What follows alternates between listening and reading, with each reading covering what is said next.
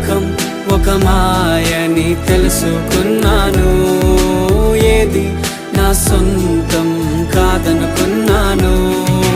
తప్పిపోయిన కుమారుని నేనైతే నా కొరకై నిరీక్షించే తండ్రి నా యేసు.